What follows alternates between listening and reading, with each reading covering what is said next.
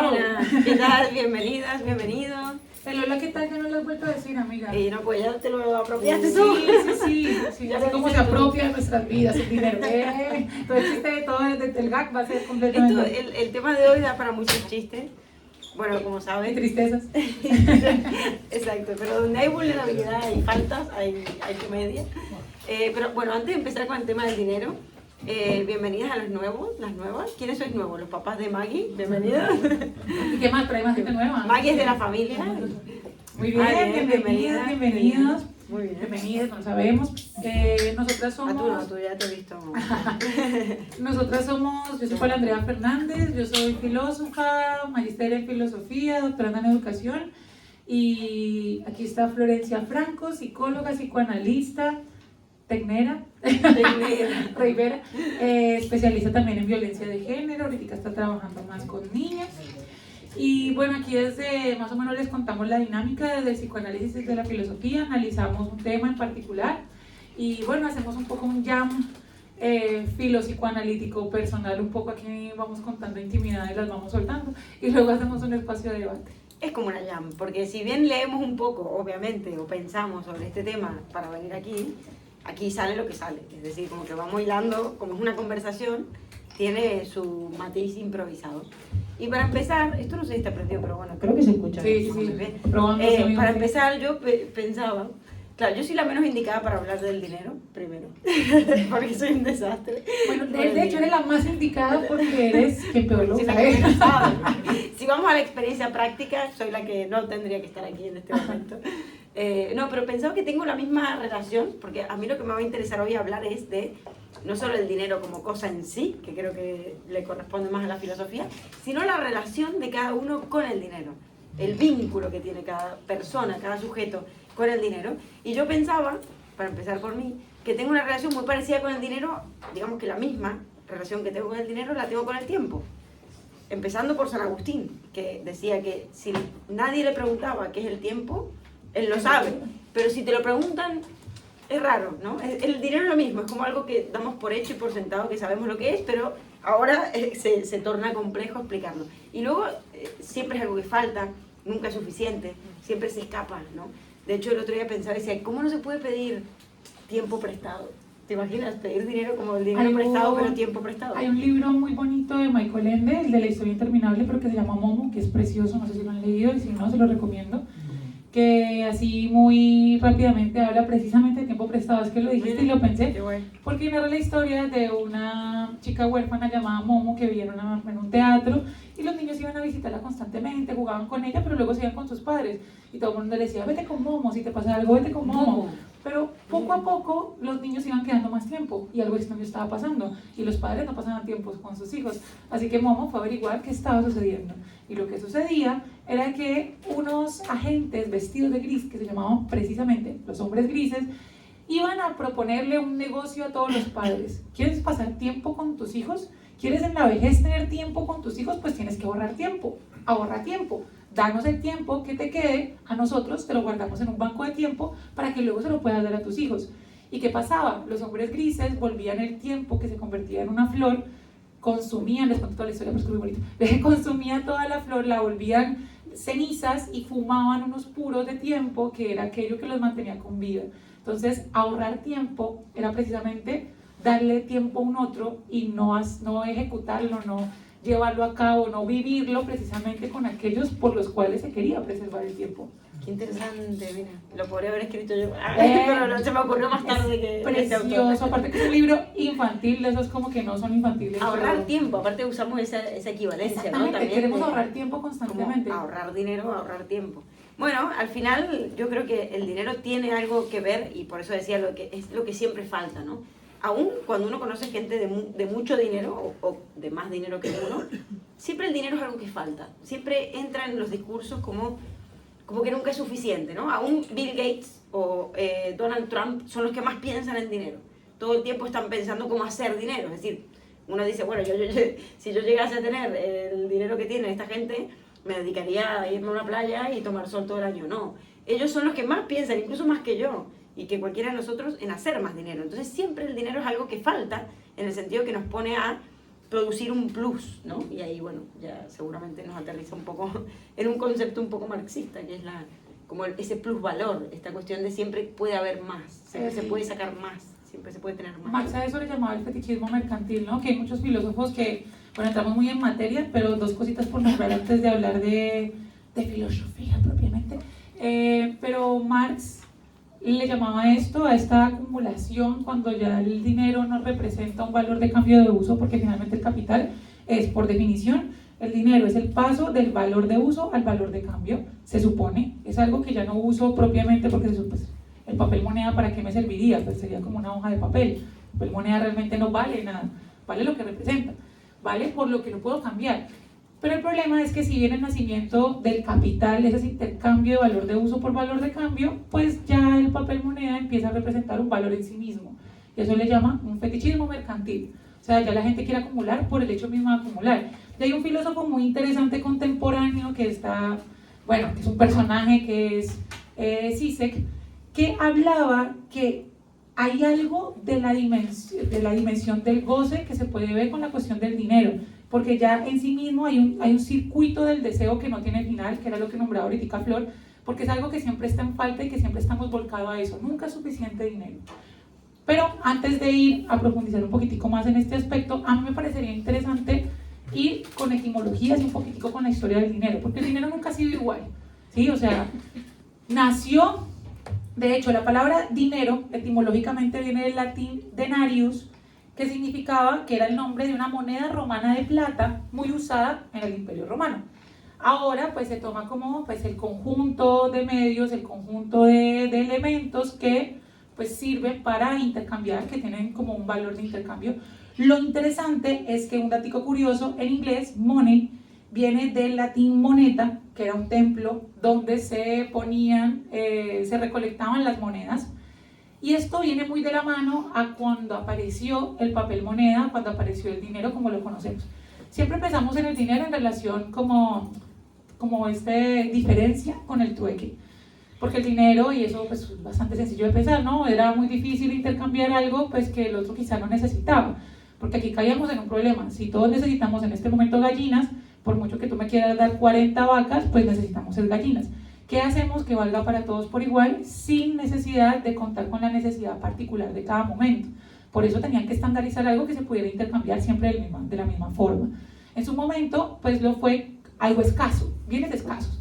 La sal durante un tiempo lo fue el ganado durante un tiempo, pero a ver, cargar con sal y que se me moje 1 millón de sal, complicado, ¿no? Entonces hagamos algo que sea más duradero, un poco más fácil de llevar, como por ejemplo el oro o la plata.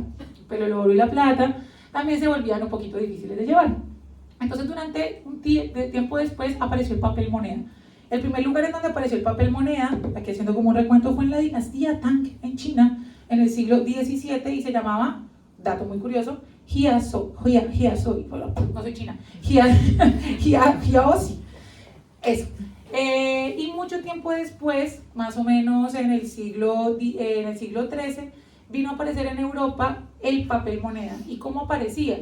Pues, y esto también es muy chistoso, de hecho aquí viene la palabra bancos. Había personas que se sentaban en un banco a decir, vale, dame tu oro, yo te doy aquí como una suerte de cheque, o sea, como un papel que representa que yo lo tengo, y tú ve e intercámbialo. Y pues esos fueron los banqueros. De hecho, también se dice que los primeros banqueros, los primeros que estaban en bancos, fueron muchos judíos que tenían dinero y podían intercambiarlo. Y bueno, y ahí uno sabe por qué Alemania la cogió con ellos. Pero más adelante, ¿qué pasó? Pues se estandarizó, curiosamente, y por eso tienen tanta plata. Suiza fue el primer país en lanzar la primera papel moneda oficial. No me acuerdo en qué año, es que Suiza, perdón, Suecia, Suecia, en el siglo XVII. Y fue durante mucho tiempo, y voy a toda esta historia porque hay algo importante que quiero mencionar más adelante y porque es interesante saber la historia de lo que nos mueve todos los días y están todas nuestras conversaciones. Pero durante pues, mucho tiempo se estandarizó esta idea de que este papel moneda representa tanto en banco en oro, ¿no? Antes era pesos en oro, libras en oro, pesetas en oro. Es decir, había un lugar físico que tenía oro y que yo podía ir a ese lugar, a esos bancos, a intercambiar por oro que estaba allí metido. Eso fue hasta 1971, que un presidente bastante odiado estadounidense de apellido Nixon dijo: no tenemos plata, no hay plata, como le dije, no hay plata y pues no tenemos cómo intercambiarlo, pero somos Estados Unidos, ¿cómo no van a confiar en nosotros? Y apareció la idea del dinero fiduciario. El dinero fiduciario, por eso hablan de fiducias y esto, es un dinero que se basa en la confianza, es decir, un dinero que se basa en la especulación de que ese país va a tener la suficiente rentabilidad como para eventualmente intercambiármelo por oro. En su momento nació así. Todos los países vieron: a ver, lo hizo Estados Unidos, ¿y por qué no lo vamos a hacer nosotros? O sea, ¿qué necesidad de tener el oro en los bancos si podemos simplemente con un papel mostrar la confiabilidad que tenemos como país? Por eso me parece tan interesante que la moneda de cada país varíe dependiendo, por supuesto, de sus políticas de Estado y su situación como tal, como de país. Confían tanto en nosotros que esto va a representar esta moneda.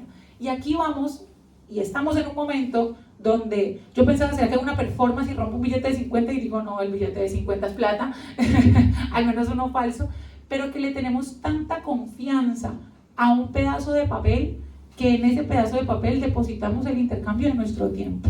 Y aquí voy, ahora sí, después de pasar de este tocho de la historia, hay una filósofa que se llama Hannah Arendt que habla de algo muy, muy importante en toda acción humana. Ella dice que lo más humano que tenemos, más allá del trabajo, más allá de la labor, va a ser la acción, la capacidad de hacer cosas que no tengan necesariamente que tener una retribución como comida o algo de supervivencia, sino acciones por acciones mismas. Tener amigos, por ejemplo, es una acción que se supone pues, que no busca otra cosa más que eso mismo. Ella dice que la política también puede ser una acción. Pero ¿qué pasa con las acciones? Hoy sería tener acciones. Tener acciones, literal. Porque ahí voy a hablar de las acciones. Pero ¿qué pasa con la acción? La acción es algo que uno puede realizar y uno es dueño de lo que actúa, pero no dueño de qué pasa. O sea, uno tira la acción, puede tener todas las buenas intenciones y al otro lado todo se va a la mierda o no, o puedo no actuar. Entonces, ella dice que hay dos acciones que no reactúan, que no reaccionan, que ella dice que son las más importantes, que sostienen los lazos de la humanidad, que son el perdón y la promesa. El perdón, porque a veces actuamos, no tenemos ni puta idea de qué va a pasar del otro lado, entonces pues a la larga el perdón es uno de los elementos con los cuales interactuamos con la acción del otro, pero también la promesa, porque yo te puedo decir: te amo, nos casamos y te voy a amar para toda la vida. ¿Tú cómo sabes eso? Pues te lo prometo. Eres mi amigo y te quiero. Pues sí, y no te voy a defraudar. Eso es una promesa. Nosotros creemos por la promesa del mundo mismo que este mundo va a seguir siendo el mismo cuando salgamos a la calle, pero puede que se haya caído el edificio de enfrente, o puede que haya empezado un apocalipsis zombie, no lo sabemos, pero la promesa del mundo nos dice que hay cierta como permanencia de los actos, y uno de los elementos en donde más interactúa la promesa, por eso mismo la bolsa de valores y mimique, cosas que uno no termina de entender, pero la promesa está en la economía. Nosotros seguimos trabajando creyendo que el dinero va a representar lo que representa, que voy a salir del bocata, me va a costar lo mismo o el piso no va a aumentar tanto, pero que de alguna forma ese sistema va a continuar. Hay una promesa de que el sistema se sostiene con ese papel moneda. Qué bien que toques muchas cosas, no sé por dónde voy a retomar porque hay varias, respiro. Pero sí como la cuestión de la promesa y la fe, ¿no? Esto de la cuestión fiduciaria, esto viene de fides, que es de fe. Es decir, en la economía hay actos de fe también, o está la fe en relación como sustento, incluso de todo el aparato económico. Yo siempre pensaba que, o pienso, de hecho me propongo en algún momento de mi vida, cuando tenga tiempo y dinero para tener tiempo, hacer un estudio psicológico de la economía, en el sentido de que estaría muy guay ver a qué le damos valor, o sea, si nos guiamos por dónde la gente pone su dinero, dónde estamos invirtiendo hoy nuestras acciones, o el dinero en general, en una sociedad, vemos a qué le damos valor en una época determinada. Y a través de eso podemos llegar a saber, bueno, un montón de cosas de nosotros mismos, por decirlo así, de la gente que habita en este espacio-tiempo determinado. Entonces, como que creo que la economía está sustentada por valores también psicológicos importantes. Y volviendo a esto del perdón y la promesa, se me asimilaba a una cuestión que quería traer, y es como la concepción económica, porque realmente acá hay algo muy importante que nos atraviesa a todos, por los discursos que nos atraviesan como humanos, que son el discurso judío y protestante, en relación a cómo concibe el dinero y la relación que tienen con el dinero, y el discurso cristiano, y la relación que tiene con el dinero el discurso cristiano, que es completamente antagonista o opuesta a la otra. Y esto porque lo retomo, por la cuestión del perdón y la promesa. La promesa tiene algo del orden de la garantía, del prometo que, ¿no? Moisés, que iba por allí prometiendo que llegarían a la tierra prometida. Hay una garantía de algo, hay como una especie de ilusión de que se va a alcanzar algo que se está pensando, ilusionando, deseando, ¿no? En cambio el perdón nos remite más bien a, esto lo he pensado ahora, o sea, no tengo nada preparado de esto, pero nos remite más a una falta, como a una cuestión de haber pecado, haberle faltado a un otro, a la culpa y a la deuda, que es un tema que hoy me parece fundamental. De la culpa. Y ahí quiero llegar también, pero hay que pasar por el cristianismo primero. Los que nos metieron la culpa. Total, claro. Y claro, esta cuestión de el perdón como la cuestión cristiana más bien de la falta, ¿no? De que trae algo a colación de la falta. Entonces me parece interesante ver por qué hay una relación interesante entre el dinero y la espiritualidad, o que se entrelazan de alguna manera. De hecho, se me recuerda esa escena en la que Jesucristo entra, que es para mí la gran escena del Nuevo Testamento, que entra al templo de los mercaderes a sogazos y da vuelta a los hombres que vendían palomas y hace la lía parda, como dirían aquí, y dice: habéis convertido mi casa de oración en una cueva de ladrones. Es decir, lo que Cristo en ese momento saca a relucir, y yo creo que ahí nace el cristianismo, es, el cristianismo, lo que sería después el cristianismo, era la cuestión de donde antes se impartía una moneda de intercambio, que era la palabra, la oración. Es decir, aquí la gente se reunía a orar, a hablar, a rezar, a evocar a Dios, bla, bla, bla.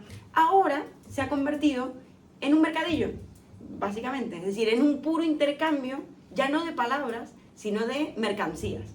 Entonces, como aquí lo que vemos de interesante es cómo esta cuestión del intercambio, de esa primera moneda de intercambio que es la palabra, el lenguaje, se podría decir, después de alguna forma se termina materializando en el dinero. ¿Y esto qué quiero decir? Que el dinero es una equivalencia simbólica y un producto del lenguaje, para empezar, así desde un punto de vista lacaniano. Podríamos decir que el dinero es ya mismo, en sí mismo, un producto del lenguaje y de la palabra, y que tiene una relación bastante análoga con la palabra. Cuando hay un predominio de la espiritualidad, de la palabra, de la oración, de lo intangible, normalmente el dinero se desdeña, como pasa a veces en Oriente, o como pasa en ámbitos muy espirituales. Ahora, donde está lo material, o donde nos arrimamos más a lo material, a tal, lo otro pareciera al revés, como ceder o caer un poco, ¿no? Bueno, la cuestión es que aquí nos atenemos a dos aguas, o a una especie de dos ríos. Por un lado, la idea del discurso judío, en la cual la abundancia era vista como buena. Dios le prometía a Abraham: te daré tantas descendencias como estrellas en el cielo, y tendrás abundancia de ganados y de tierras, y mientras más tengas, más cerca estás de Dios. Es decir, el dinero es equivalente a una gracia divina, o el tener es equivalente a estar más cerca de Dios. Mientras que después, con Cristo, y por eso mencionaba esta escena, vemos que ocurre todo lo contrario. Bienaventurados los pobres, que de ellos es el reino de los cielos. Mientras menos tengas, más cerca estás de Dios.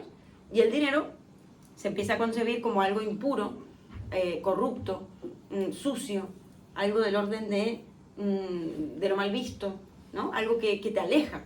La avaricia. La avaricia, exacto, que te aleja de Dios. Y ahí me parece que es interesante vincular un poco estos discursos, porque de ahí van a ser, es decir, el discurso cristiano nace del discurso judío, y el discurso capitalista, nace también del discurso cristiano, es decir, que van a estar un poco también hilvanados. A mí me parece interesante cuando nombraste que el dinero sería lo material, porque, a ver, cuando hacemos esta distinción entre Jesús y Dios, o sea, más bien el Nuevo Testamento y el Viejo Testamento, que todo el Nuevo Testamento es promesa y todo el Nuevo Testamento es perdón. Entonces, como el Nuevo Testamento es yo pongo la otra mejilla, y en el Antiguo Testamento es yo te prometo. Entonces, como que es muy interesante esta distinción, amiga, está súper chévere. Y pienso hasta qué punto el dinero sería lo material. Hay un filósofo que se llama George Simmel, que habla que el dinero es la abstracción hecha institución, porque finalmente el dinero no tiene un carácter real en orden de lo empírico material. El dinero tiene un carácter simbólico. El dinero entendido como dinero, no estamos hablando de oro, plata, sal o vacas. Estamos hablando del dinero como aquella abstracción, idea, símbolo que nosotros hemos dado para, de alguna forma, intentar posteriormente materializarlo en bienes y servicios. Y a la larga no tiene, o sea, el dinero, no por eso voy a ir por aquí regalando billetes de 50, no va a pasar porque lo necesito y me cuesta bastante conseguirlo, que también otra cosa importante de eso es el costo, ¿no? O sea, las cosas valen más en tanto cuestan más, no solamente en el orden del papel moneda simbólico, sino también de las relaciones interpersonales. Las relaciones interpersonales también, eso también lo decía Simmel, se vuelven no cualificables sino cuantificables, porque ¿cuánto te quiero más? Te quiero más porque comparto más tiempo contigo, he invertido más ahí y aprecio más el billete de 50 porque invertí más que en el billete de 5, mi tiempo y mi energía pulsional también ahí. Pero entonces, ¿hasta qué punto este símbolo se materializa de tal forma que le da sentido a toda la forma en la que habitamos el mundo? O sea, estaba pensando hoy que nosotros hemos tenido un montón de charlas, hasta ahora explícitamente no hemos tenido una charla sobre el dinero, hemos tenido charlas sobre la libertad, el capital y como que por ahí ha ido, pero como el dinero propiamente no lo habíamos hecho, y hemos tenido 75 charlas y hemos hablado de 1000 cosas. Y de 1000 cosas que se supone que nos abordan a todos: celos, infidelidad, amor, deseo, bueno, 1000 temas. Y el dinero, que a veces uno piensa, el dinero no me importa, está en la boca de todos, más que cualquier otra cosa. O sea, el dinero es transversal a lo que se supone que nos define ontológicamente. Sí, total. De hecho, bueno, para los psicoanalistas es importante el tema del dinero y en las sesiones, digamos, como que podemos ver varias cosas que nos sirven para ilustrar en general a nivel social también. Por un lado, que todo sujeto, todo paciente, tiene una relación diferente con el dinero.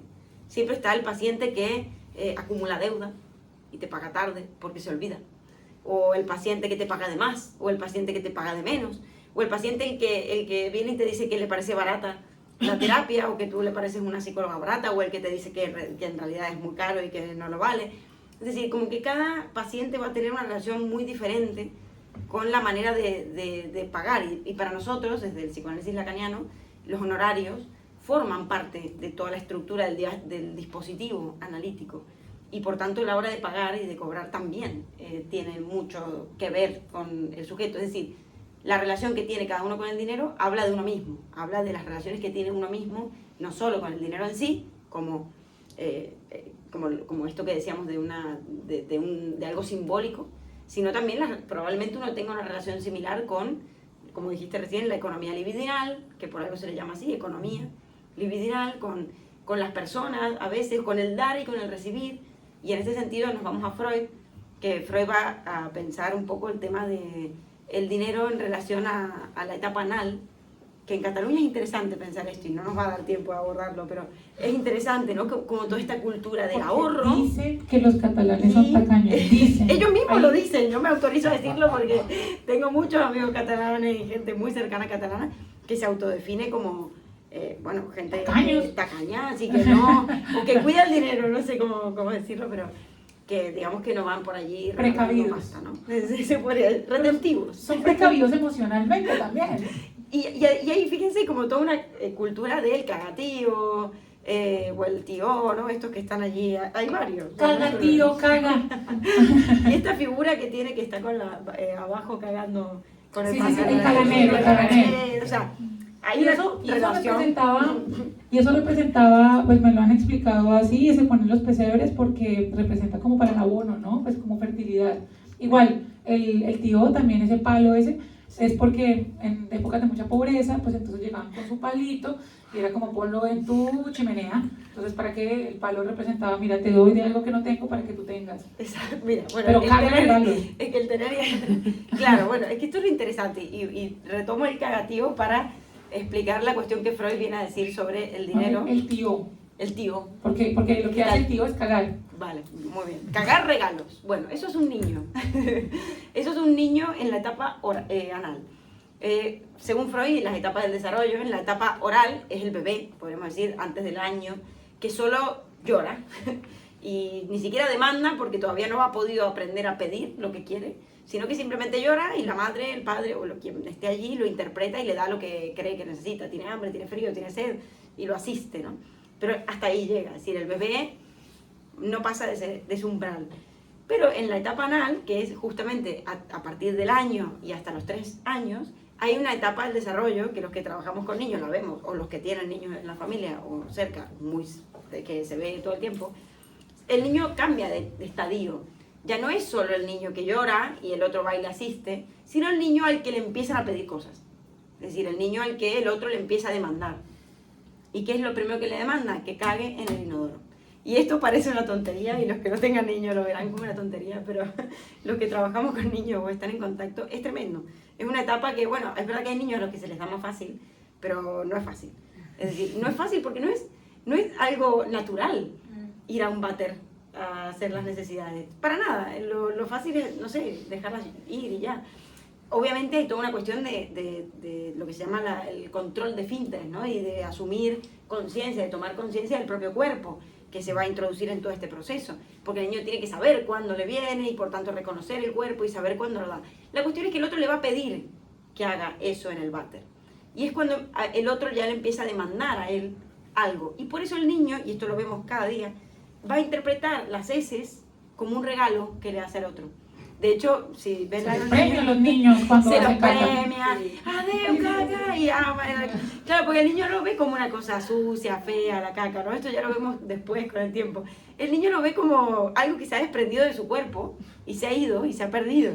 Entonces es muy común que el niño diga adeu caca y que lo salude con ternura y con cariño, ¿no? Con dolor, incluso de que algo que se pierde. Entonces, bueno, Freud va a asociar que el dinero es como ese equivalente a esa primera pérdida originaria del desarrollo, digamos, como algo que se puede dar o se puede retener. Y por eso los catalanes tienen el culo apretado. Así lo tienen. Pero sí, no, en conclusión eso, a ver, si uno no retiene o no suelta bien, en las etapas del psicodesarrollo sexual se habla de eso, ¿no? Puede haber una fijación y bueno, ahí sería cuando el fetiche, ahí sale el fetichismo de la mercancía, el y fetiche. luego está la etapa fálica y bueno, pero sí que es verdad que se ve a grandes rasgos, o cualquiera de nosotros podría decir, tirarse más para un lado u otro de la balanza, si es más bien de... Amiga, ¿tienes el ano apretado dar, o no? de dar o de retener. Amiga, ¿de verdad tienes el ano apretado o no? Yo no voy a hablar de mí. Bueno, continuemos. Yo... Dar o retener, ¿no? Sí, que sí. retener sería más bien lo propio a personalidades, entre comillas, más el avaro, que ahora lo mencionaron, la avaricia, el acumular, ¿no? El retener. El no ser capaz de soltar. El no ser capaz de soltar, de perder algo. Y al contrario, el expulsivo sería más bien el que siempre da y que no puede retener. Y se asocia más a la generosidad, al dar algo, ¿no? Como al soltar, por decirlo así. Pero bueno, según Freud, y para hilar un poco con el psicoanálisis freudiano, lo vincula mucho a estas etapas y como que las heces van a ser un equivalente al dinero. Y tanto, o sea, volviendo, voy a hacer una anécdota muy random, es que una de mis mejores, mire que la gente cercana a mi vida es psicoanalista, ¿no? Bueno, una de mis mejores amigas es psicoanalista y es muy ordenada y estructurada y no es, si se le sale algo del orden de lo que tiene planeado, se molesta mucho. Entonces yo siempre le digo que tiene el ano apretado. Entonces le digo, amiga, cuidado con ese ano. Pero bueno, la cuestión es que pues en esta forma en las que nos hemos relacionado con el otro, que son finalmente actualmente el capitalismo, pues nos hacen tener una relación extraña con nuestro ano, porque nos piden, si se nos demanda que consumamos, en ese orden de día que gastemos, pero al mismo tiempo se nos demanda y se nos exige que ahorremos. Pero también, y es algo que sé que ibas a mencionar, pero voy a empezar a arrancar con eso, también nos mete dentro de la idea de la deuda. La deuda es una cuestión muy interesante porque es una forma de control del capitalismo tardío, que es el que estamos viendo actualmente, donde lo más importante, lo dice un filósofo, bueno, esto no lo puede pensar, pero hay un filósofo que se llama Mauricio Lázaro, bueno, en fin, pero ya no estamos en una época, el capitalismo ya no se basa en la productividad, entendida como lo que llegó a vivir en algún momento más, bueno, sí basa en la productividad, pero no parece ser lo más importante en lo simbólico, porque en la época de Marx, recordemos que Marx vivió toda la revolución industrial, de hecho él se sentaba afuera de las industrias, pues, donde estaban ahí el obrero pico pala, y se sentaba al frente a anotar lo que veía y hablar con la gente, pues porque entonces Marx. Pero ya no se piensa en la economía necesariamente como ese intercambio de una actividad física por dinero, que finalmente va a ser otro intercambio, que va a haber un intercambio secundario por bienes y servicios, que eso cambia la forma en la que antes intercambiábamos. Siempre ha habido economía del intercambio, siempre. No solamente la del trueque, sino pues toda forma de intercambio que me lleve a mí a la supervivencia. O sea, todo lo que hacemos es para perpetuarnos en la vida. Ahora, lo que pasa con el dinero, dirá Marx, es que hay una intermediación, hay como una forma secundaria de acceder a ese bien y servicio.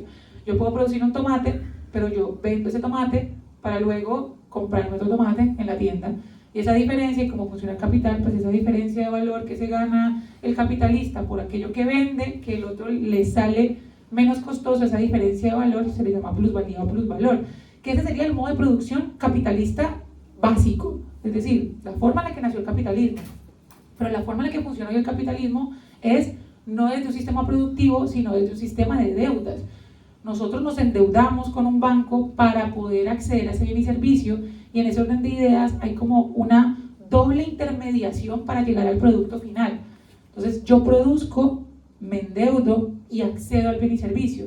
Y la idea de, digamos, esa forma de pensarse, que es una forma de pensarse desde el crédito, nos produce a nosotros mismos como deudores. Es una economía que se basa en siempre deberle algo a un otro. Y ese sistema de deuda ya no solamente marca una forma económica, sino que marca un sistema también ético, porque en la deuda hay algo también del orden de la culpa y del orden de la vergüenza. En alemán son lo mismo, Schulz es culpa y deuda, es decir, comparten etimología. Entonces ya la deuda es con el banco, pero la deuda también es con el otro, pero la deuda también es conmigo misma, porque como no soy capaz de poder producir lo suficiente para acceder a aquello que creo que necesito o puedo o debo o merezco, maldita idea de meritocracia, o merezco acceder. Entonces hay una culpa y una deuda con el sistema, pero con ese sistema que nos hemos tragado, tragándonos la norma, tragándonos el padre, que hace que creamos que merecemos, que debemos, que tenemos que responder ante el mundo de tal forma que nos endeudamos. Sí, yo creo que aquí hay algo interesante, y es que el Dios del Antiguo Testamento, el Dios de los judíos, era un Dios que ejercía poder a través del miedo. Es decir, lean el Antiguo Testamento y está atravesado por un montón de pasajes donde Dios se hacía presente y el poder, por tanto, cobraba presencia y consistencia a través del temor. Si no le haces caso a Dios, Sodoma y Gomorra, te conviertes en sal y no sé qué, tragedias, ¿no?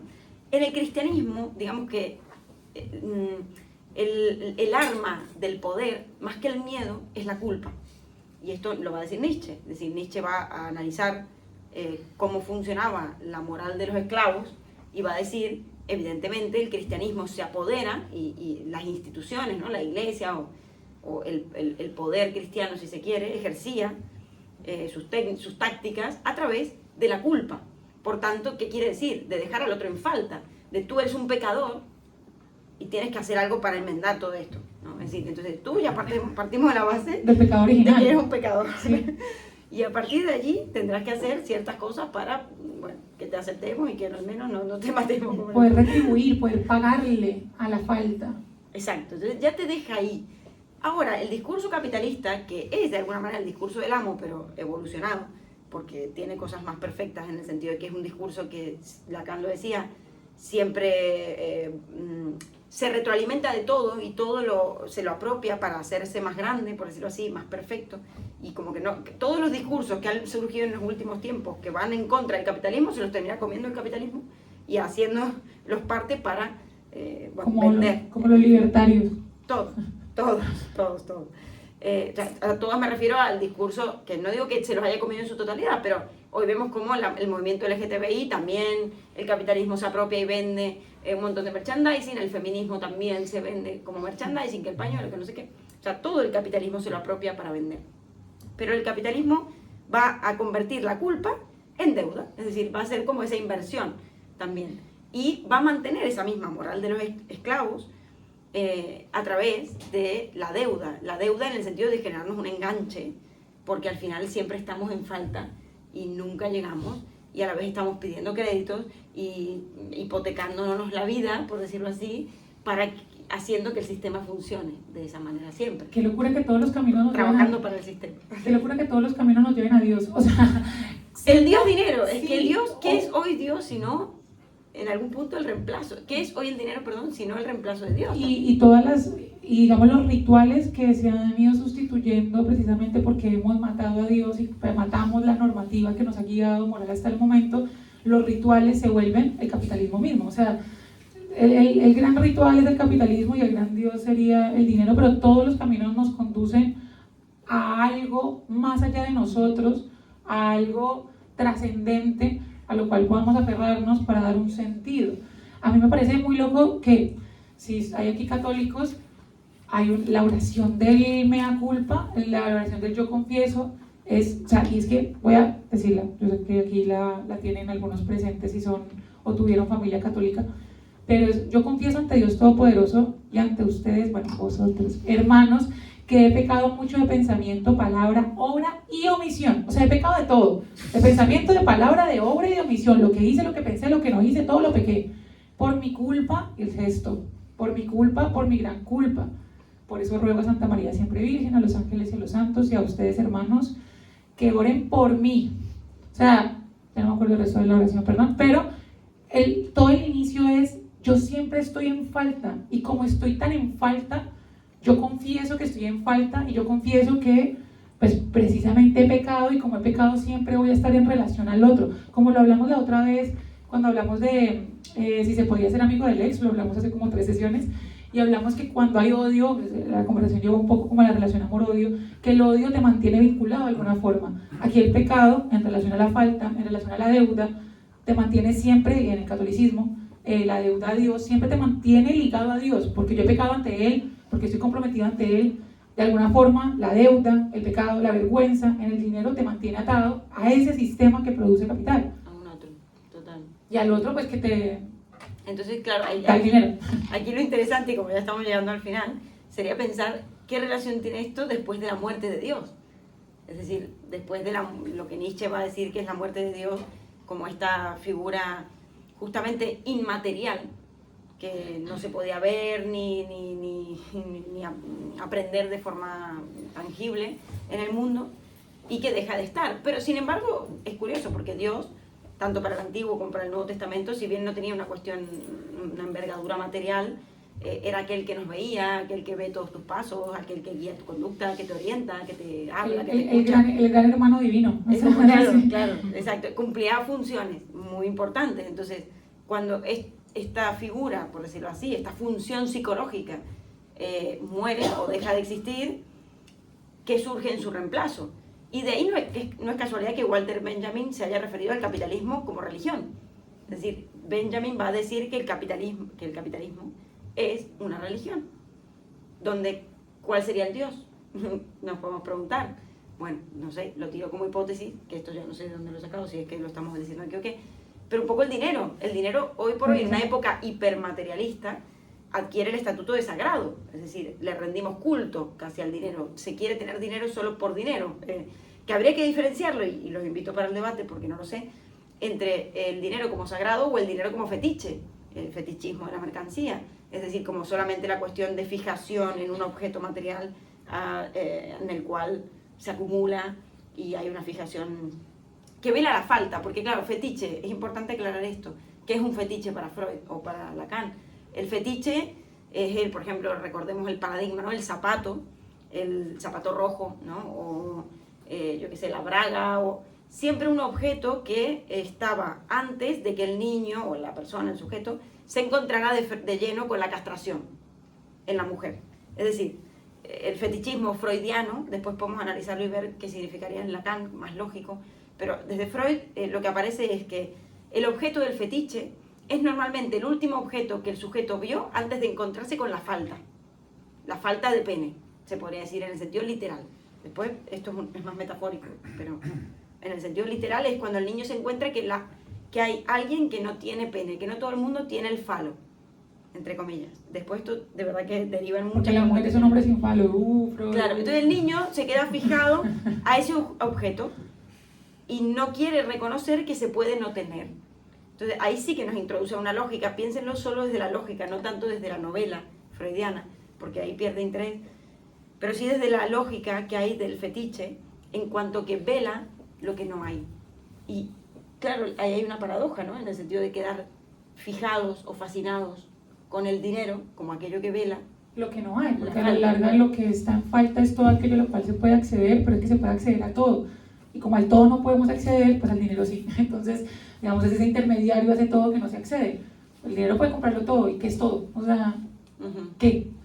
Materialmente, o no ¿qué todo, es que o no todo. El dinero puede comprar amor, porque tú dices, bueno, no, sí, igual si tengo dinero puedo tener más gente interesada en mí.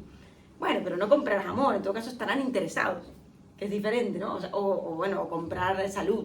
En algún punto sí, porque incluso yo creo que hay una correlación. Si uno tiene problemas de dinero, a veces tiene hasta problemas de salud por tener problemas de dinero, ¿no? Como una rueda. Pero bueno, digamos que si tienes la desgracia, no sé, un síndrome, algo así terrible, el dinero no puede resolvértelo, te puede apaciguar un poco o hacer que sea menos difícil transitarlo. Pero digamos que no, el dinero no lo puede todo, tampoco. Yo creo que a mí, y también para cerrar, me parece interesante pensarse qué otras lógicas podrían llegar a ver sin caer no, caer suena como si fuera peyorativo, pero pensando de todas formas diferentes, porque por ejemplo yo que soy muy crítica al capitalismo siempre es como comunista, y yo no, que no, o sea, criticar el capitalismo no me hace de facto, y citar a Marx no me hace de facto comunista, ¿sí? Pero sí que es cierto que pensarse otras formas y otras lógicas de hacer, no capital, sino de intercambiar bienes y servicios me parecería muy interesante. Aquí, yo es que no soy comunista, voy a citar a Marx. Marx decía que hay una historia de los modos de producción, que los modos de producción es la forma en la que se han producido, básicamente. Y se ha intercambiado, pues se han elaborado los medios de producción, que los medios de producción son aquellos que hacen capital, o sea, que pueden hacer dinero.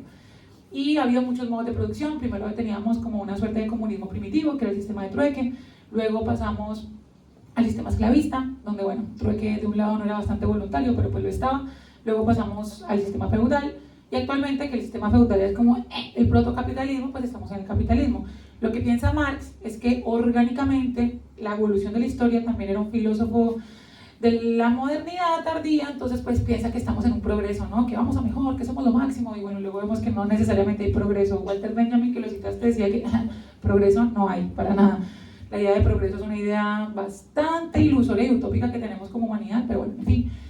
Y entonces Marx decía que orgánicamente, pues vamos a pasar a otro modo de producción. Pues si hemos pasado de unos a otros, orgánicamente el capitalismo eventualmente caerá. Bueno, lo dijo en 1800 y estamos aquí, y seguimos aquí. Y él decía que, bueno, pues podemos pasar a un comunismo. El paso del comunismo del capitalismo al comunismo podría llegar a ser como un socialismo un poco más científico, pero la idea eventualmente es que los medios de producción, todos tuviéramos acceso a los medios de producción. Es decir, que no solamente unos pocos monopolizaran la capacidad de hacer plata, sino que muchos pudiéramos hacerlo. La cuestión no es no trabajar, la cuestión es que todos podamos trabajar y más o menos acceder a lo mismo con nuestro trabajo. Sin embargo, vemos que en tablas, pues como que, ay, qué lindo, pero en la práctica como que no, porque hemos visto intentos de llevar a cabo un sistema propuesto por Marx y primero, pues no son acordes a exactamente lo que decía Marx, y segundo, el dicho al hecho y mucho trecho y no funcionan. Entonces yo siempre me pregunto, porque considero que el capitalismo es una puta mierda, pero ¿qué no sería capitalista? O sea, ¿cómo no seríamos capitalistas? ¿Cómo podemos relacionarnos con una forma diferente a este intercambio constante que nos parece que no solamente inmiscuye la forma en que adquirimos cosas, sino la forma en la que nos relacionamos con el otro como si fuera también una cosa que se puede intercambiar? Sí, yo el comunismo lo veo muy lejos. Sí, no. Pero sí, al menos plantearnos qué posibilidades habrían de un capitalismo más ético, donde la plusvalía no se acerque a un sadismo. O sea, es que yo lo he nombrado como sadismo capitalista, porque ya es una cuestión muy sádica en el sentido de el otro entendido como un objeto del cual hacer uso y abuso, ¿no? O sea, y es como una especie de vampiro de plusvalía, o sea, como que ahí estamos llegando a unos niveles de plusvalía a nivel en general mundial, creo, como muy extremos, ¿no? Donde hay gente que acumula mucho y gente que no tiene nada. Es decir, la distribución de la riqueza actual es irrisoria. Bauman tiene un montón de estudios de esto y plantea los gráficos y cómo se ha ido con los años, llegando a lo que otros filósofos han denominado un feudalismo digital. Sí, digital. O sea, como una especie de nuevo feudalismo, donde hay muy poca gente que tiene acapara toda la riqueza del mundo. Entonces, bueno, ahí volvemos al tema de la Estamos acumulación. en los grandes feudos digitales, básicamente. Sí, sí. Son...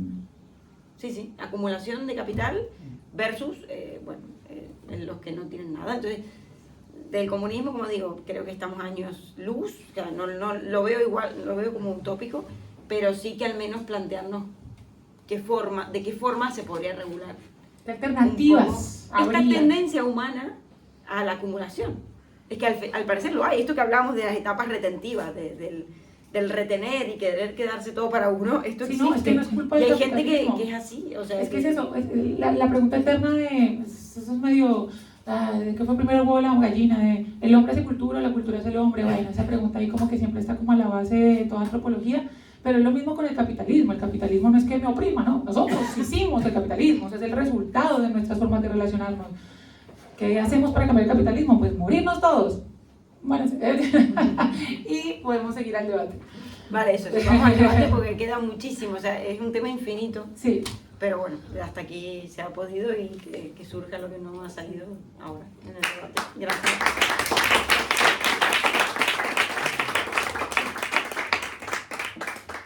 Bueno, la dinámica, sobre todo para los nuevos, ahora es la siguiente. Nosotros tenemos un podcast que se llama Arrabaleras Parlantes con V de Arrabal, por si nos quieren buscar, Spotify, YouTube, si no pueden venir. Y pues nada, registramos todo este evento, incluyendo las intervenciones. Entonces, pues para comentarles que se intervienen, van a ser famosos con nuestros seguidores. Pero para que lo sepan, ¿no? Es como si estuvieran firmando un consentimiento informado aquí informalmente. Y ya participa el que quiera y no tenemos que responder nosotros, se pueden responder entre ustedes. Y bueno, ¿quién quiere tomar la palabra? El Isma. Isma. ¡Epa! No, Compañero. Estaba pensando que, bueno, ya en este corto siglo XXI tuvimos dos intentos de alternativas al comunismo, al capitalismo, que serían la democratización de los medios de producción, en la que todavía vivimos, o sea, los medios de producción digitales, y el blockchain. El blockchain fue el intento más alto que tuvimos de generar una economía basada en la descentralización, replicando lo que serían los valores del dinero, o sea, basada en la trazabilidad, una trazabilidad absoluta del blockchain, y pagarnos e intercambiar a través de criptomonedas en un sistema que no existe en los bancos y que todos podemos prestarnos los unos a otros sin intermediación en ningún momento. Eso, digamos, por eso salieron las criptomonedas. Además de, en una primera instancia, la minería de Bitcoin, que fue como el oro, el patrón que regula todas las otras criptomonedas. No termina bien esto. No termina bien esto porque en algún punto este sistema llega o se ve como que puede hacer caer el poder y la hegemonía global de los bancos y de los sistemas de préstamo, y bueno, ni hablar del dominó que implica hasta los mismos bancos centrales y los exchanges mundiales. Entonces en algún punto se dice, no, esto tiene que estar prohibido, esto está mal, esto narcotráfico, es malo y qué sé yo, esto tiene que estar prohibido, y medio como que se hace la amague de prohibirlo, y después 5 personas se compran todo y lo vuelven a poner en circulación, que fue más o menos lo que pasó con los medios de producción democráticos digitales, y por eso ahora vivimos en un tecnofeudalismo, o sea, Es que, no podemos salir de esto. ¿quieres responderle y hablar de esto? Bueno, era un poco también para vincular también lo que habéis ido compartiendo vosotras y lo que ha aportado él. Yo siento siempre que en estos discursos, bueno, en estos debates o reflexiones, siempre nos ubicamos en, porque yo sigo pensando que se arrastra un poco la Guerra Fría, en plan se sigue un poco en un contexto capitalista de lo que nos enseñan y lo que entendemos en Occidente como lo primordial y eurocentrista a saco, estadounidense centrista a saco. Pero creo que al final el poder está en el imaginario social y en cómo crecemos y que la moneda de intercambio que no controlamos por mucho que queramos es donde acabas creciendo.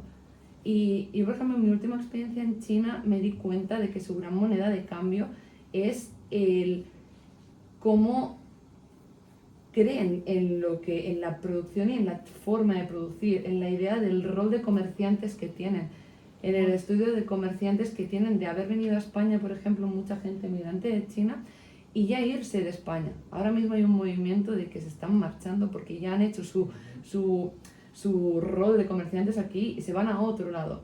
Ellos lo tienen muy interiorizado y tienen como... Y ese al final es un trueque que por mucho que queramos, hay un imaginario tan establecido que romper con eso costaría muchísimo.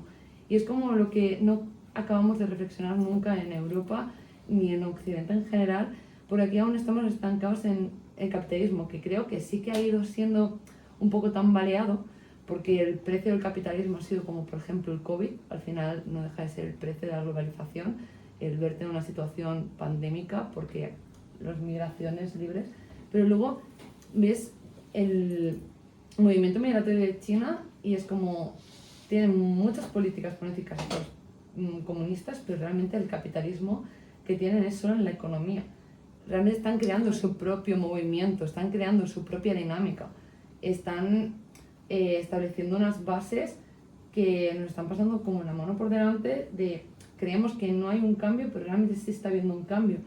Están haciendo tratos con África, están tratando de ir a buscar los recursos primarios que están escasos en casi todo el planeta, y es porque están jugando con la soberanía, que pienso que si la soberanía de cada territorio se luchara más, el juego que tiene ganado, entre comillas, Estados Unidos y Europa, esto se revocaría exageradamente. Si, por ejemplo, en Latinoamérica cada país impulsara esa soberanía, a mi parecer creo que sería como el siguiente paso a ese nuevo movimiento, pero como que estamos muy estancados y que nos estamos durmiendo un poco en Occidente en decir, uy, la partida del Risk la tenemos ganada, pero creo que se están haciendo movimientos por detrás que nos están dejando, no sé, en plan...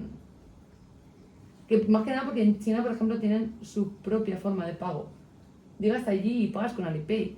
No puedes pagar con una... En plan, sí, hay opciones de Visa porque se van adaptando, pero tienes que cambiar todo su sistema. Tienes que registrar todos tus datos europeos en sus datos de sus bases. En su WeChat, en su Alipay. Tienes que hacer 1000 trapicheos para sacarte el rublo para que no te cobren comisiones y te van como controlando en todos lados. Y es como... No sé, es... que a lo mejor sí que se está creando, pero no somos conscientes. Hay algo muy interesante que acabas de decir y que tomo también de lo que ha dicho Isma. Hablaste que el capitalismo solo le pertenece a la economía y de resto son comunistas. O sea, es súper interesante que para nosotros el capitalismo opera en todo. O sea, nosotros operamos bajo lógicas capitalistas también en nuestras relaciones interpersonales, en las lógicas de yo quiero estar por encima y yo te poseo, yo te compro, pero también de todas las formas en las que nos relacionamos con el mundo van bajo una lógica del intercambio capitalista, cuando se supone que debería obedecer solo la lógica económica para que funcione. Y pasa, por ejemplo, lo que pasó con las criptos y o pasa con supuestamente esta democratización digital que vuelve y se monopoliza en unos pocos, que son, no sé, los influencers o las mismas empresas llegan entonces a los medios digitales que supuestamente eran democráticos y los empiezan a monopolizar y nos venden en Instagram cualquier cantidad de cosas todo el tiempo. Uno dice y te venden en 3 segundos, igual con las criptos, que entonces era no me dio el banco, no, sí, pero entonces yo soy en los MOS, compro todas las criptos y luego las pongo en circulación y tengo todo el dinero en criptos y en bancos. Entonces vuelve y juega que lo que se ponía a ser democrático vuelve y queda como unos pocos que son los dueños de todo y los medios de producción quedan para unos pocos, porque eso es lo loco que tenemos en Occidente, que el capitalismo, genial eso que hayas mencionado China, me encanta, que el capitalismo opera en todas nuestras lógicas de vida y pensamos que no se puede ser de otra manera. ¿Por qué no le dejamos? El capitalismo parece un sistema perfecto y parece que funciona, pues que funciona en la economía. No tiene que funcionar, no debería funcionar en otras lógicas de la vida. Pero pasa que ahí para mí es muy difícil distinguir lo que es de solo economía de lo que es cultural o psicológico, incluso en una cultura. Es decir, hoy por hoy, ¿dónde se compran acciones? Bueno, en Apple, en Google, en armamento, ¿no? Hoy en día hay mucha gente invirtiendo en armas, o sea, en armamento, en defensa, en España, ¿no? O sea, en defensa, porque están las guerras, porque tal, cual. Claro, uno puede hablar de los grandes tenedores o de los grandes acumuladores de riqueza y los dueños de todo, pero ¿qué hay de cada uno que va ahí a invertir también algo, ¿no? Lo que tenga, sea un 0,0001%, pero ¿qué estamos invirtiendo cuando estamos invirtiendo en eso? Estamos invirtiendo mucho más que dinero, estamos haciendo un acto de fe, estamos también construyendo futuro y cultura.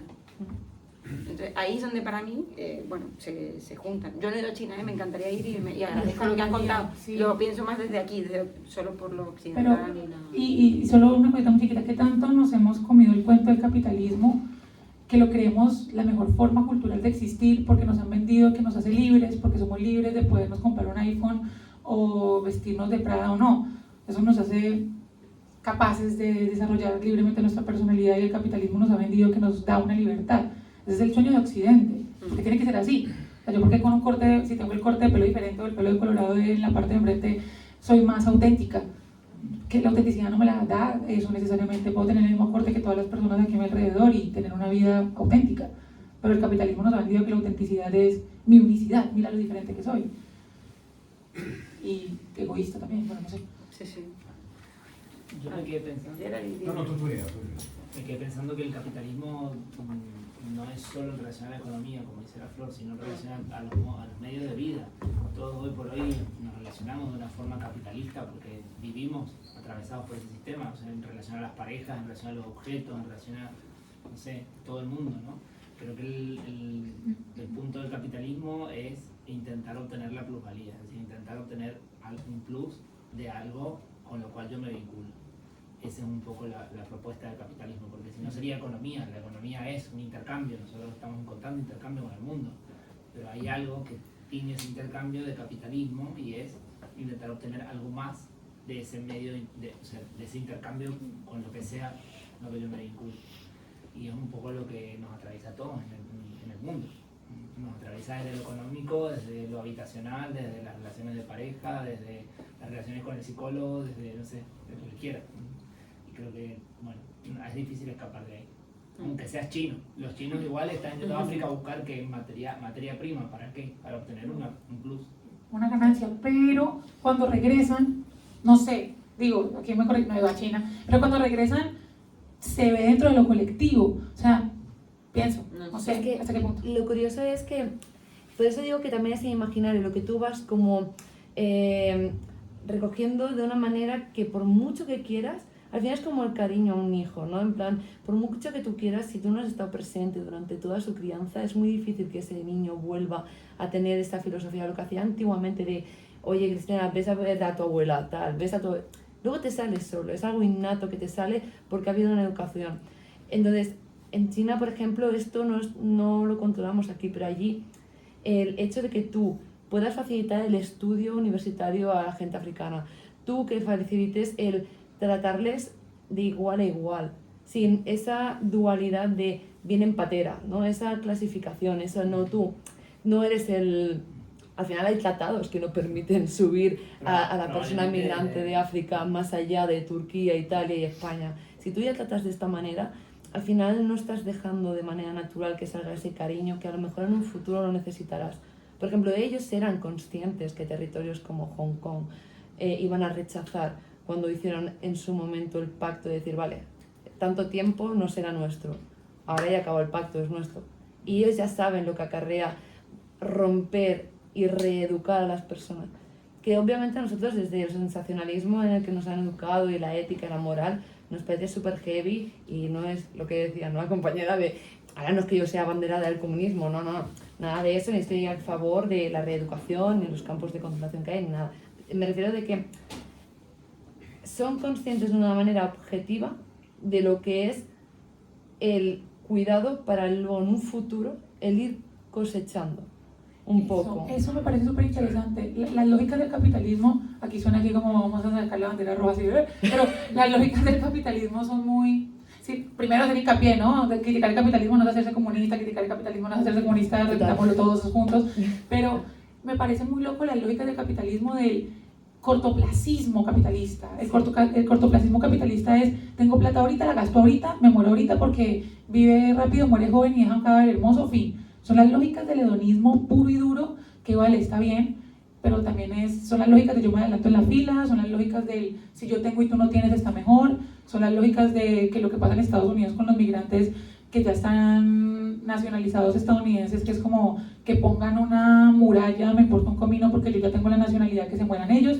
Es como el yo en su máxima expresión, es la lógica de Europa desde Descartes, o sea, el cogito ergo sum es pienso yo, luego existo yo. No hay un otro, no existimos, existo. O sea, existe el otro, pero... ¿Significa eso que China es comunista, digo, en plan comunista, o será que es otro tipo de capitalismo? Digo, a eso iba yo, o sea, que el tema del capitalismo es algo que de alguna forma es muy difícil de escapar. Ahora, la cuestión es, todos los capitalismos son iguales al capitalismo de Occidente, y no, pero nosotros estamos metidos en el capitalismo propuesto por Estados Unidos, que es esto, es la máquina de picar carne no sé, en todo sentido, ¿no? Lo rápido, lo inmediato, lo que se consume ahora, la relación que no sirve se descarta, bueno, y así, ¿no? Ahora China tendrá otros modos, pero bueno. Otro modo de comunismo. Otros modos de capitalismo. No, pero digo, ¿por qué otros modos? A ver, estoy de acuerdo, pero digo, otros modos de comunismo diferentes a los que vivimos hasta el día de hoy, o los que nos tocó vivir, por ejemplo, siempre. El que comunismo no No sé es. si las bases de un comunismo. Lo que pasa es que- no sé, ahí Pero la- ¿por qué no como? O sea, tenemos obviamente satanizado un montón el comunismo porque pues vimos, no sé, Rusia, Venezuela. O sea, tenemos como unos casos como, sí, pero a ver, en tablas, si uno lee el manifiesto comunista, yo es que aquí Para mí es muy interesante. En tablas las pero- cosas pero funcionan. pero es utópico, pero por eso Por eso precisamente puede ser es otro tipo de utópico. comunismo. Porque Mira no que me porque- encantaría, otro pero es tipo- que es utópico. No, lo que dice O sea, Clau es porque otro tipo de capitalismo. Claro. Porque pensamos que solamente puede haber tipos de capitalismo. ¿Qué tal que esto sea voy a decir algo súper tonto, pero qué tal que esto sea un ñeñeñismo, otra forma de otra cosa? ¿Por qué pensamos que el capitalismo es tan perfecto precisamente? Y eso hasta lo decía Marx, que no pensamos una lógica fuera del capitalismo. El triunfo del capitalismo es que pensemos que no hay nada Por eso fuera de decía que él. es el más Igual, perfecto de o todos sea, los discursos, sí. porque Pero de todo se sirve y lo hace suyo. En realidad estamos hablando del capitalismo como, o sea, estamos confundiendo, me parece, el capitalismo con neoliberalismo. Nosotros También. ahora mismo estamos hablando del neoliberalismo porque el capitalismo reconoce tanto para los padres del capitalismo como, o sea, bueno, Marx fue uno de los padres del capitalismo, como Keynes fue otro padre, reconoce la presencia de un Estado que regule, un Estado soberano que tiene fronteras, que regula el comercio y qué sé yo. El neoliberalismo no, o sea, reconoce que el Estado debería dejar de existir, o sea, como decía Lenin, o sea, que Lenin, la crítica de Lenin al neoliberalismo, ¿no? Entonces, más bien lo que estamos viendo es la ausencia del Estado, la ausencia de alguien que redistribuya la plusvalía. Estamos a merced de quien quiera tener la mayor plusvalía. del libre cambio. O Del sea, libre cambio, de quien tenga los medios de producción, dice yo gano lo que quiero y los demás son todos esclavos. O sea, por eso la idea del tecnofeudalismo. aquí había una mano levantada. Sí, bueno. Lo primero, daros las gracias a todos. Y viendo al principio del tiempo, si me dejáis dinero os lo puedo devolver. Con intereses, sin intereses, pero vuestro tiempo que me estáis dedicando ahora, oye, Diego, ahora me gustó lo que dijiste. Devuelve mi tiempo, no. Os puedo bailar una sardana, una jota, cantar algo, e invitaros una cerveza, pero vuestro tiempo no. Por eso yo, con el tiempo, ¿no? Y cuando ves además que pierdes a seres queridos y eres consciente de tu finitud, la importancia que tiene. Y yo ya no quiero un trabajo que me dé mucho dinero, quiero un trabajo que me dé de vivir, pero que me deje tiempo. Eso va a empezar. Luego, hace años viví en esta ciudad, hace 10 años, y compartí piso con un chico que era muy inteligente, era economista, y me decía que a él en la universidad, un profesor de finanzas, les explicó que todo esto que hemos montado, a raíz de la pérdida del patrón oro, ¿no? Desde que Nixon cambió el patrón y ya es todo que no hay una caja fuerte donde hay los lingotes de oro como había antes, esto es el juego de la silla, es el juego de la silla, ¿no? Que se va quitando una silla y dan vueltas, ¡pum! Si ahora nos devolvemos todos el dinero que nos debemos, hay uno que no cobra. El sistema financiero ahora mismo no funciona. O sea, no puede La funcionar, gran es una mierda pirámide. todo, ¿no? Sí. Luego, y hablando del cristianismo, es verdad, y es muy triste cómo se ha ido adaptando a la economía, porque la usura era pecado. Claro, eso supondría que habría que excomulgar a todos los banqueros, con lo cual lo cambiaron. El Padre Nuestro, ahora dice, perdona nuestras ofensas, así como nosotros perdonamos a que nos ofenden. Ya antes que decía, perdona nuestras deudas. El año de jubileo era que se condonaban todas las deudas, justo a cero. Entonces ves cómo al final el poder se va uniendo con el poder y el dominio del pueblo, ¿no? Y luego tenía una notita más. Que vuelvan esas sanas costumbres. Que vuelva lo de la deuda, que no perdonen la deuda. A fin de año Las entonces. sanas costumbres, ¿no? Luego, lo de los catalanes, que es cierto, es un tópico, que sepáis que en Aragón los chistes de tacaños los contamos con sorianos. Somos vecinos de los sorianos son más tacaños. Y luego, el artículo que os mandé es muy interesante porque es un capítulo de un libro que es buenísimo, En deuda, del antropólogo David Graeber, que tiene otro muy bueno, se llama Trabajos de mierda, que a diferencia de trabajo de mierda, trabajo basura. Es diferente, ¿no? Luego, si queréis, en el after lo hablamos. Toda la economía se basa en un libro que se llama La riqueza de las naciones, de 1785, de Adam Smith. Y Adam Smith no tenía internet, estaba encerrado en la biblioteca de la Universidad de Glasgow y tenía los textos que tenía. Entonces, como no tenía información, tú te lees el libro y dices, imaginemos, supongamos, la sociedad del trueque no la han encontrado los antropólogos. Eso del trueque es una falacia. Sí que en los indios Séneca, por ejemplo, cuando querían establecer las 6 naciones iroquesas del noroeste de Estados Unidos, el abogado que se convirtió en antropólogo, porque no existía en antropología, que les ayudó para que tuvieran sus derechos, se dio cuenta de cómo funcionaba la sociedad. Ellos tenían unas casas comunales. El cazador, el pescador, el recolector, las personas que tejen, los que construyen sillas, los carpinteros, todo lo que producían iba en una casa comunal. Y el consejo de mujeres repartía, en función de las necesidades del pueblo. Eso sí se ha encontrado. Si ahora estuviéramos nosotros aislados y no tuviéramos bancos ni dinero, tendríamos que hacer algo, cada uno de nosotros, para ayudar a los demás. Y eso se apunta. Y cada 6 meses pasamos cuentas. Tú cultivas trigo, tú tienes el molino, tú haces pan, tú tienes el bar. Hacemos cuentas. Y para los pequeños flecos que no se pueden cuadrar, para eso se inventó el dinero. Para eso y para los extranjeros que están de paso y como no los conoces y no van a producir nada, para ellos se inventó. Y ha habido dinero, incluso, no sé si habéis leído el artículo, que los constructores les pagaban con clavos y los clavos los cambiaban en el bar. Era algo simbólico, porque al final todo es simbólico y el oro vale porque le damos valor. Pero para una pulga o para una cucaracha o un perro, el oro, me explico, es algo humano y puramente que le damos ese valor. Sí que es cierto que es un metal noble que no se oxida. Por eso se le ha dado ese valor, porque tiene esa practicidad. Pero fuera de eso, las especias fueron más caras que el oro. Eso es algo simbólico, o sea, y el dinero seguirá mutando. Ahora es un papel, pero bueno, ya ni siquiera un papel. Ya ni siquiera. Ahora ya de eso. Ahora son deudas. No, a mí me parece hasta qué punto migra que ahora el dinero se representa en seguidores. O sea, sé que suena como un tópico bastante cliché, pero ahora hay un estatus que se da por número de seguidores en redes sociales, que te brinda también trabajo. O sea, ahí también hay como un valor de cambio de uso. Yo puedo vender mi cuenta para que otro tenga los seguidores y la visibilidad. O sea, Pero el yo dinero creo- se vuelve visibilidad. Yo creo que ese es como uno de los cambios grandes del capitalismo ahora, que lo seguimos llamando capitalismo, pero una de las bases en sí del capitalismo es que nada es gratis. Y hoy fíjense a cuántas cosas accedemos de forma, entre comillas, gratuita. Porque hoy el valor de repente está en los datos, ya no está en el dinero de por sí. O sea, la cantidad de servicios que tenemos nosotros hoy en día sin pagar absolutamente nada va en contra de lo que es el capitalismo como base. Pero que estamos Pero que pagando estamos pagando. nuestro tiempo, nuestra atención y sobre todo la No. posibilidad de comprar algo después, los Información. datos. No, y para mí que Un dato información, personal, exacto. El valor de repente está en la información. Y ese es el gran cambio, que todavía como sociedad seguimos pensando que el valor está en el dinero, pero el valor en el dinero se perdió hace ya muchísimo tiempo. El valor está en los datos. Y puede ser como una nueva forma de dinero, pero ya no es el dinero de por sí. O sea, ya hay otra cosa que aparece en el medio, que es en definitiva hoy lo único que interesa.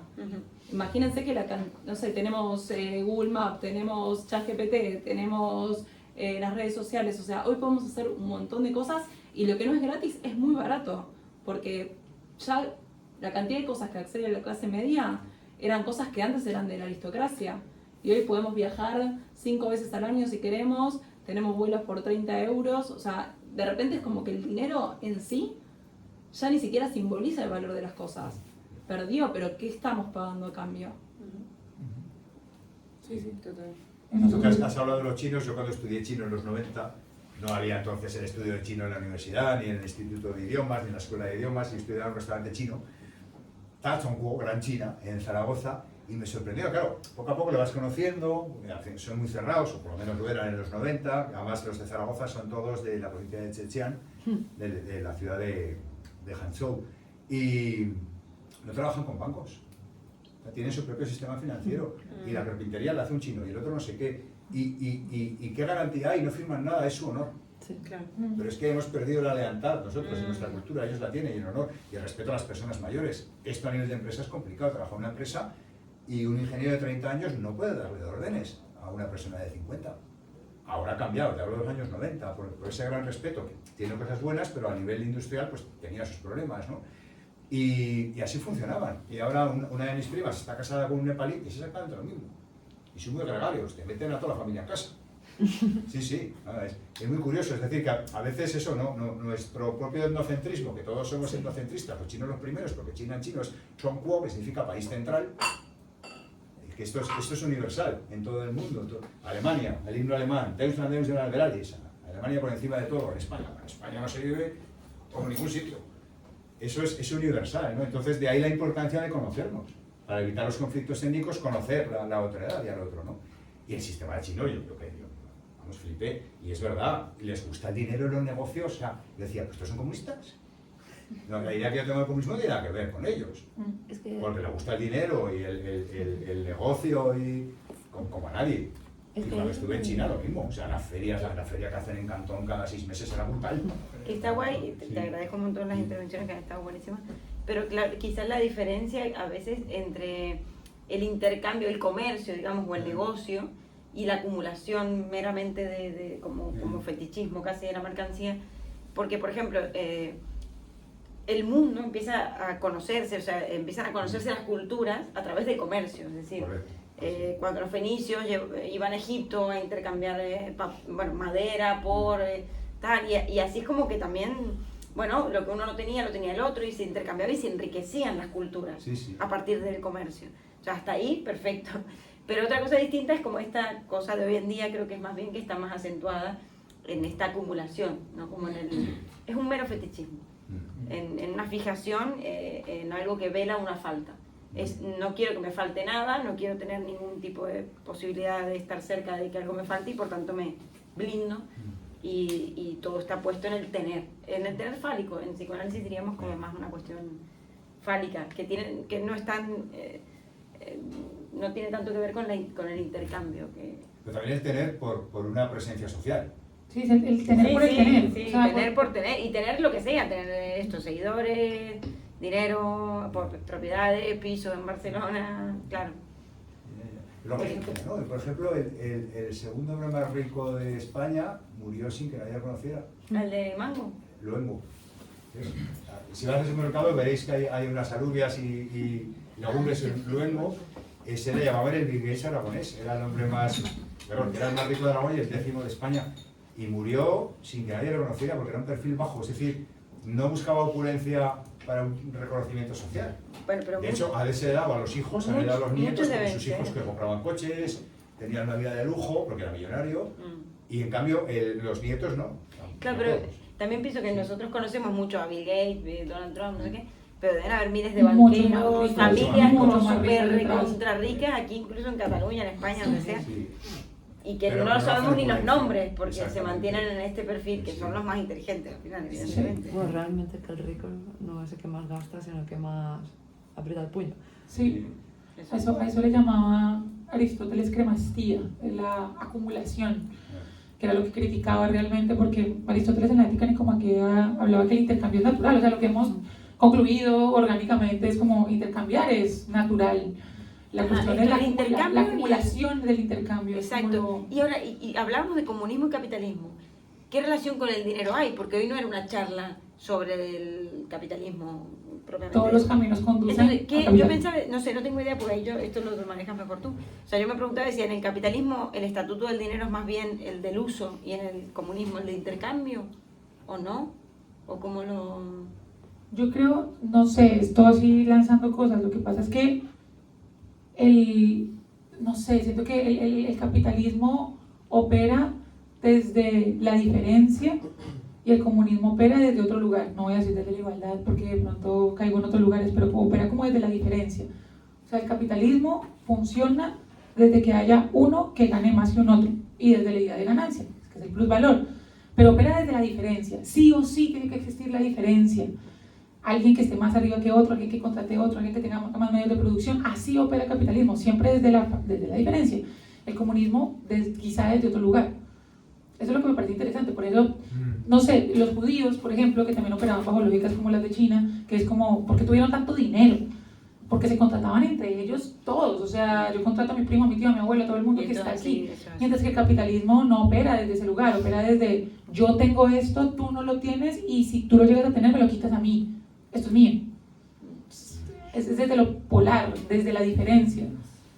Pero lo curioso es cómo al final Europa quiso acabar controlando a esos judíos porque no les dio la tierra, por ejemplo, a los gitanos, no, se lo dieron a los judíos, que eran apátridas, personas que realmente podían moverse libremente con el dinero de casi todo el territorio planetario por todos lados sin ningún tipo de repercusión hacia ningún territorio al ser apátridas. Realmente fue un poco un ajuste de cuentas darles un territorio, porque al final iban a salir ganando, iban a tenerlos controlados, retenidos en una zona, con una patria, bajo las políticas y lo que sea, pero ya controlados ahí, decir, vale, vosotros tenéis el dinero, ya estáis ahí estancados. Y ahora te podemos controlar más fácil, porque no es fortuito que, pues evidentemente Estados Unidos esté apoyando, bueno, no nos vamos a Israel y estas cuestiones, no, pero que Estados Unidos está apoyando a Israel, no es fortuito. No. Donde pone el ojo Estados Unidos hay un problema. Pero eso es otra discusión.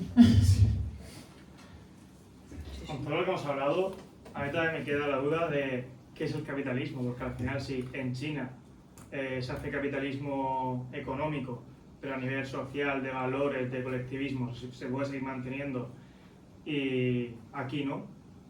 ¿Cuántos de los vicios quizás de nuestra sociedad que le atribuimos al capitalismo realmente son el capitalismo? O quizás nosotros también desde esa culpa cristiana, ¿no? Lo atribuimos al capitalismo porque es el sistema que hemos creado nosotros.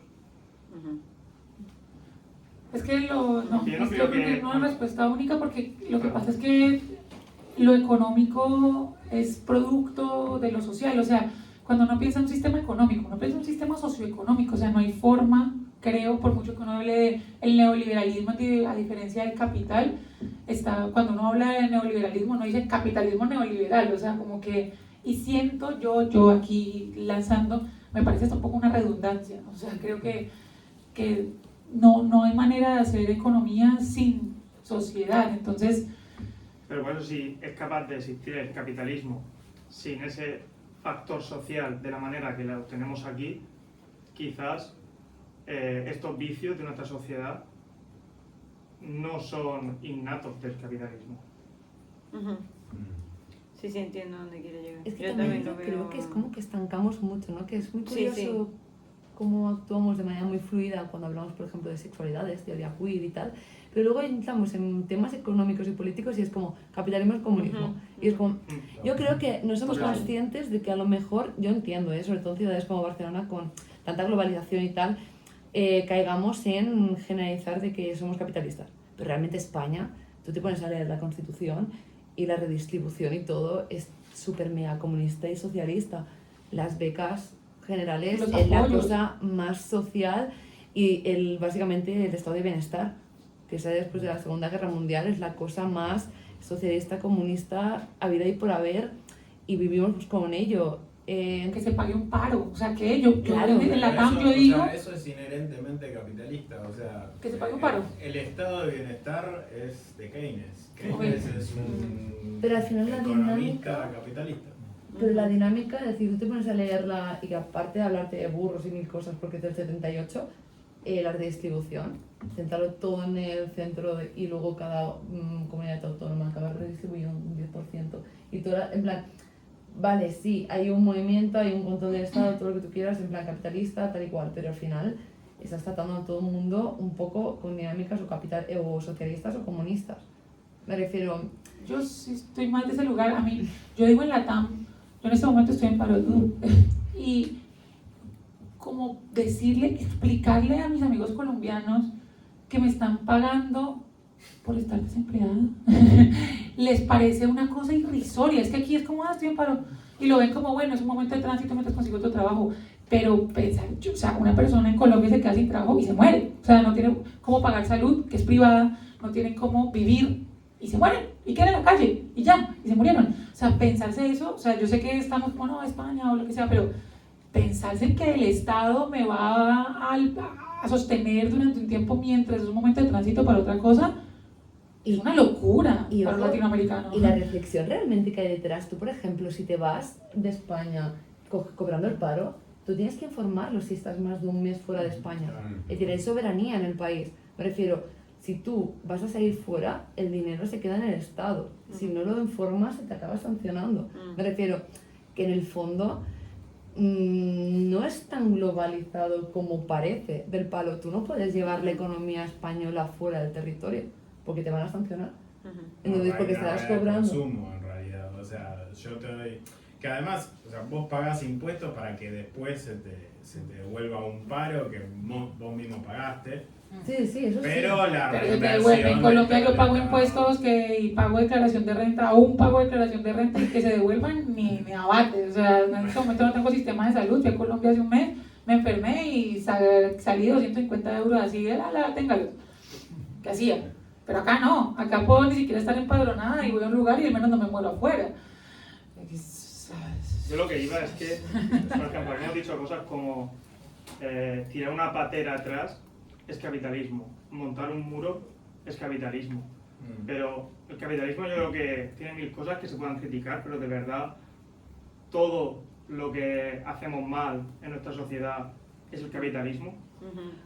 Hoy es sinónimo de mal, ¿no? No. Todos los males, es como el nombre No, pero del enemigo. Aquí de tendemos repente. a asociarlo todo y a meterlo todo en el saco del capitalismo, lo hemos dicho aquí. Y por eso digo que entonces, ¿qué es el capitalismo? ¿Se puede seguir un sistema económico capitalista quizás sin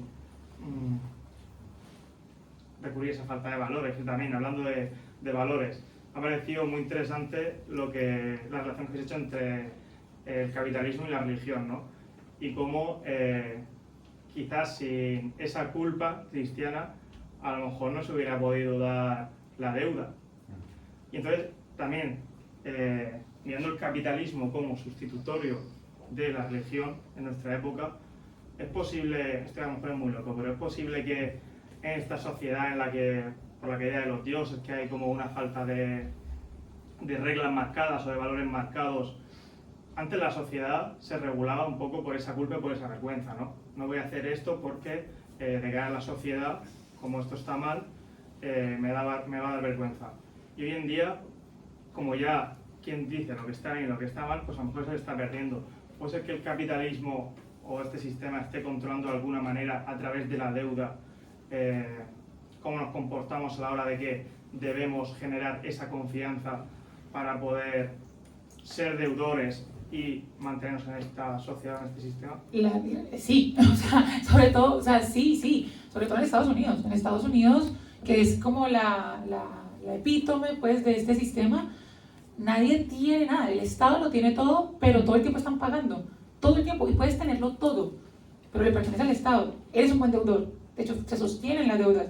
La gran crisis económica que hubo en Estados Unidos fue precisamente cuando todas estas deudas que se tenían, esas hipotecas que se tenían, las dejaron de pagar, pero bueno, por un sistema muy largo que nos tomaría otro momento para hablar, y creo que con eso podemos pensar que una de las charlas posibles futuras tiene que ser La deuda. ¿qué es el capitalismo? Ajá, No, sí. ¿qué es el capitalismo? De hecho, me la anoté aquí, que cuando tú hablaste, me puse, ¿qué es el capitalismo? Sí, es que lo tenemos que hacer. Es un discurso. Sí. Y de hecho pensé y me hiciste pensar mucho en esto de hoy en día todo lo malo, no, es que son capitalistas, es el capitalismo. Bueno, habría que ver qué sustentos humanos, demasiado humanos, hay a ese capitalismo, ¿no? Que están en todos nosotros. O sea, que todos nosotros somos el capitalismo es inconsciente y está dentro nuestro, eso es así. Y todos podemos ser tendenciosos a ciertas cuestiones muy capitalistas. Y otra cosa que me hizo pensar era el deber. La palabra deber es tanto exigencia como deuda. Como Que se ambos, juntan ahí casi la es ley y deuda, la es deuda, exigencia. ¿no? Como me petó un poco la... ¿Cuándo hubiese sido capitalista? Una palabra reversible, me Con el encanta imperativo esta palabra. categórico. Bueno, yo creo que nosotros después de esto... ¿Sí? ¿Para la Sí, sí. Sí, o última palabra. Me quedé pensando que, al menos a mí, una de las posibles respuestas es lo que la fueron la del sadismo, porque capitalismo como tal no es ni bueno ni malo, si le ponemos en esos términos morales. Para mí la cuestión es si el capitalismo hace que tú entregues tu goce a cambio. Sí. Pero bueno, ahí es otra... Sí se existe y le mete bastante caña a eso, pero bueno, eso lo Pero ponemos bueno, en el buena after. pregunta. Gracias, ¿Por nos ha qué? dado un título de una charla. Porque dos cosas antes de finalizar, cuando hablamos de after todo el tiempo es porque siempre aquí nos vamos a tomarnos una cervecita, seguir hablando de cositas. Ya es Dos, jueves, es jueves. obviamente aprovecho la cuña un momento, esto en mi país le llaman avisos parroquiales, es lo que hacía el sacerdote cuando acababa la misa para venderte la rifa para mejorar la iglesia. Nosotros, vamos a nuestra rifa, es la siguiente, vamos a empezar un club de lectura el 8 de octubre, van a ser 6 sesiones en donde vamos a hablar de la angustia. 2 sesiones vamos a hablar sobre la angustia en Kierkegaard, desde la filosofía. 2 sesiones vamos a hablar, una de Freud y otra de Lacan. Y las últimas 2 sesiones vamos a leer La insoportable levedad del ser de Milan Kundera, relacionándolo con estos conceptos de la angustia de filosofía y psicoanálisis. Si les llama la atención, va a estar brutal. Ya somos como 10, o sea, Ya que si somos quieren 10 personas sumarse, en va a estar plantilla. muy bueno el grupo. Y si les llama la atención, nos pueden seguir en Arrabaleras Parlantes en Instagram con V de Raval, nos pueden escribir por ese medio y pues ahí están todos los datos y les reservamos su lugar. Y por otro lado, si les gustó como hablé, por lo menos por mi parte, tengo un par de libros publicados de divulgación filosófica, uno habla sobre el sentido de la vida y otro sobre un desamor y habla de filosofía y de la historia, por si les llama la atención comprármelo, pues Porque aquí todos estamos, necesitamos dinero. todos necesitamos dinero y ya. Muy bien, gracias.